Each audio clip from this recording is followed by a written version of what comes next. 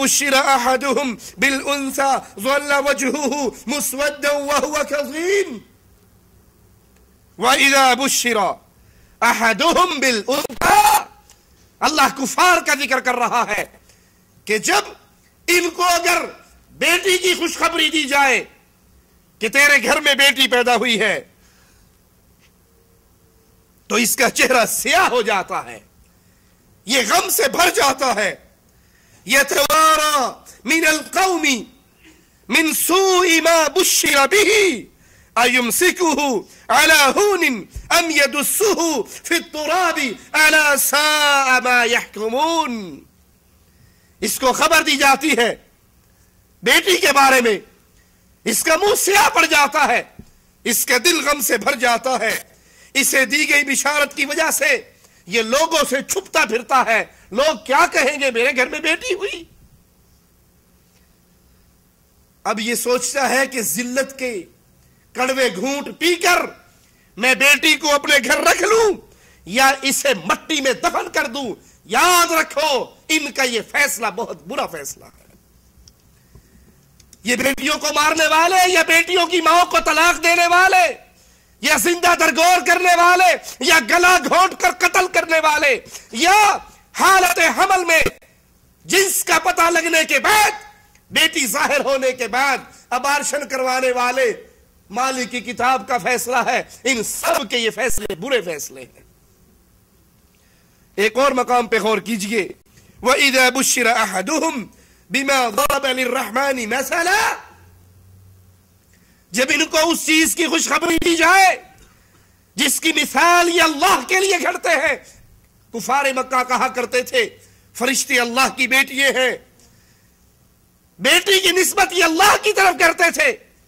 جس چیز کی نسبت رحمان کی طرف کرتے، اگر ان کو اس لڑکی کی خوشخبری دی جائے تو پھر اس کا چہرہ سیاہ ہو جاتا ہے اور غم سے بھر جاتا ہے. امام ابن قیم رحمہ اللہ فرماتے ہیں بیٹیوں کی پیدائش پہ خفا ہونا، پریشان ہونا، دل کو بجھا لینا، غم زدہ ہو جانا اہل جاہلیت کی عادات میں سے ہے اور اللہ نے اپنے فرمان میں ان کی مذمت کی ہے. امام احمد ابن حنبل رحمہ اللہ، ان کے بیٹے صالح کے گھر میں بیٹی پیدا ہوئی تو امام احمد ابن حنبل رحمہ اللہ آ کر کس پیارے انداز میں مبارکباد دیتے ہیں. ان کے الفاظ پہ غور کرو. اپنے بیٹے سے کہتے ہیں تیرے گھر میں بیٹیاں پیدا ہوئی تو یاد رکھ انبیاء علیہم السلام بیٹیوں کے باپ تھے، انبیاء کی بیٹیاں ہوا کرتی تھی. یہ نعمت تو اللہ نے اپنے نبیوں کو دی ہے، نبیوں کے گھر میں بیٹیاں ہوئی. اور بے شک بیٹیوں کے متعلق جو احکامات اور جو خوشخبریاں قرآن و حدیث میں آئی وہ تجھے معلوم ہے. یعقوب فرماتے ہیں میرے ہاں 7 بیٹیاں پیدا ہوئیں اور جب بھی بیٹی پیدا ہوتی امام احمد ابن حنبل تشریف لاتے اور مجھے آ کر کہتے یا ابا یوسف، اے ابو یوسف، الانبیاء آباء بنات، انبیاء بیٹیوں کے باپ ہوا کرتے تھے. یعنی اللہ نے انبیاء کو بھی کثرت سے بیٹیاں دی ہیں. بیٹی اور بیٹے کی ولادت پر مبارکباد دیتے ہوئے یاد رکھیے لوگ جاہلوں کی رسموں میں مبتلا ہو کر بیٹا پیدا ہو جائے بڑی خوشی مناتے ہیں، بیٹا پیدا ہو جائے عقیقہ کرتے ہیں، بیٹا پیدا ہو جائے مٹھائیاں کھلاتے ہیں، اور بیٹی پیدا ہو جائے تو پڑوسیوں کو بھی خبر نہیں کرتے. کس منہ سے بتائیں گے میرے گھر بیٹی پیدا ہوئی ہے؟ اگر آپ اپنے بچے کی پیدائش پہ مبارکباد دینا چاہتے ہیں تو بیٹی اور بیٹے دونوں میں انصاف کرو. اگر بیٹے کی مبارکباد دیتے ہو تو جب اللہ بیٹی دے اس کی بھی مبارکباد دو، اگر بیٹی کی نہیں دی تو بیٹے کی بھی نہ دو. یہ جاہلوں کی رسمیں ہیں. بیٹا پیدا ہو تو خوشی منائی جائے اور بیٹی پیدا ہو تو اپنے منہ کو چھپا لیا جائے. اسلام بیٹیوں کو ناپسند کرنے سے منع کرتا ہے.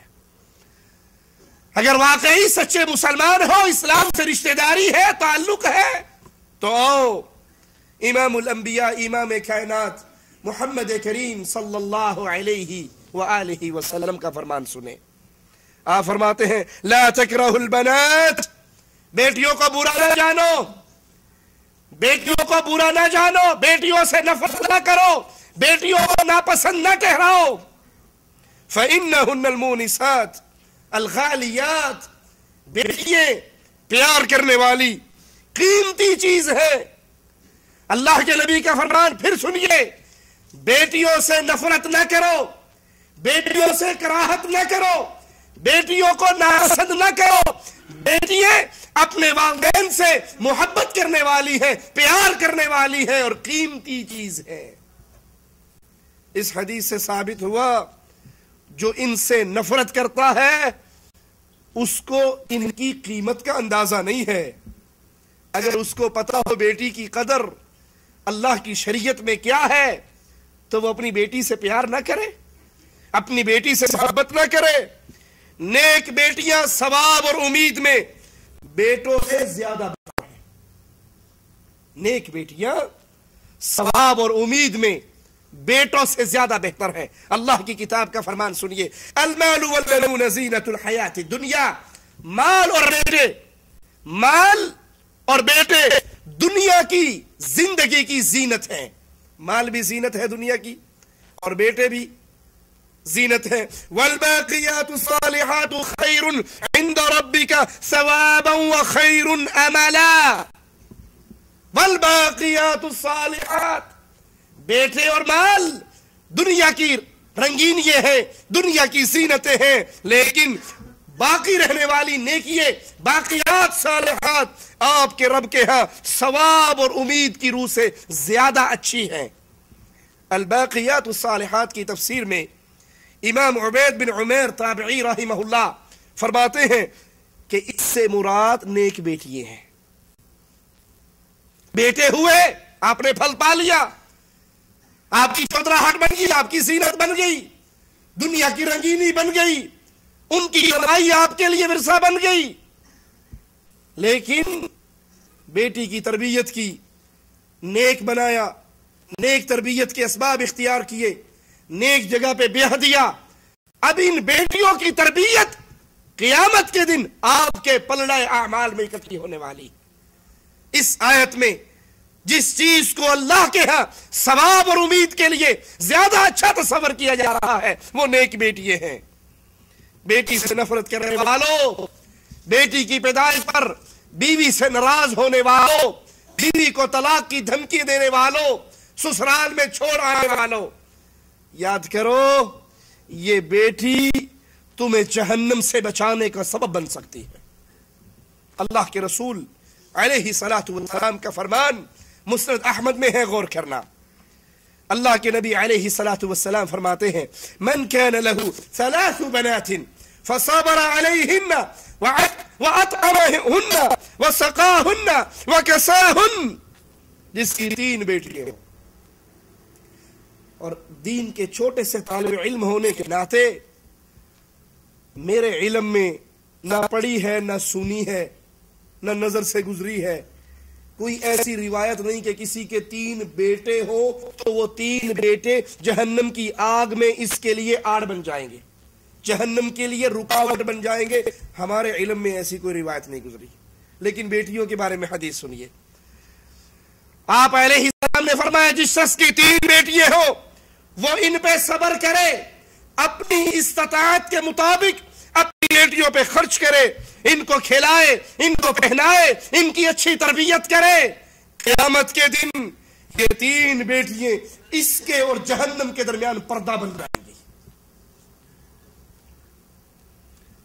بیٹی پیدا ہونے پہ ناراض ہونے والوں، یہ تو اللہ کی بڑی پیاری نعمت ہے، یہ تو رحمت ہے جو آپ کے گھر آئی ہے.